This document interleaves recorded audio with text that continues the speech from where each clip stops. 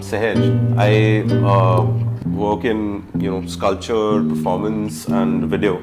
Through the work, I'm trying to create this alternate reality, this meta narrative that's kind of expanding in the streets of Bombay, in different parts of the city, in places of commute. That's why it's so, taking on these performances in the streets is so interesting for me, because it basically opens up new ways of engaging with an audience, that the audience wants to partake in as well, rather than being just passive observers. And ritual, using the idea of ritual in in performance is so central to meaning making, right? I mean, how we attach our sort of sense of self, sense of being to the world around us, is through a ritual, right? Through performing an act over and over again every day. So in 2011, I was selected by the Future Foundation in Zurich for a residency program. At the end of the residency, I was asked to put up a show at the Kunstzeithaus Museum, which was a really interesting space because it was a armory during the Second War, which I'm hoping never got used because. But it was kind of interesting for me to work in an art space that was formerly a space of war, and then I wanted to kind of respond to that space in a way where I put weapons back in this armory. I kind of performed this little ritual called, which basically exists as a video right now, called Helix House, in the lobby of the studio.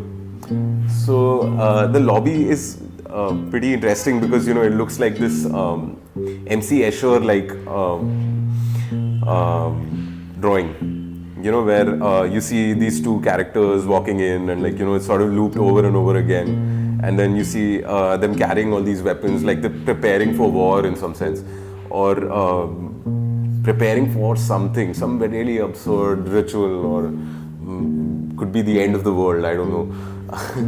And while I was creating this, it kind of felt like, I'm again playing this game with myself, I'm playing hide and seek with myself, and I kind of wanted to build on that. There is a sense of violence that's being built upon, the idea of the weapon itself is born from the idea of violence. You create it from, say, objects of furniture, broken furniture that's dead and gone, and to use this very home-making object, this something that's supposed to be part of your everyday, as something that's supposed to destroy the everyday.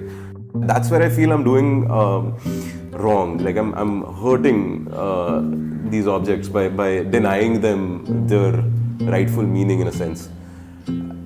So the idea of making weapons and playing with weapons, playing with things of destruction, making them dysfunctional, softening them, makes them a little it kind of gives me this way in which I can play with the meaning of them. In that subversion, I can kind of play with my own sort of sense of masculinity, and that gives me this power almost over interpellation, where someone tells you where this is the way you have to be, this is the kind of guy you have to be, this is the kind of man you have to be, this is the kind of Indian you have to be, and you can sort of poke holes into that, you can draw new meanings out of that, you can subvert those meanings, you can you can arrive at a place of agency, a place of power, and I think playing with the idea of masculinity right now in our country, especially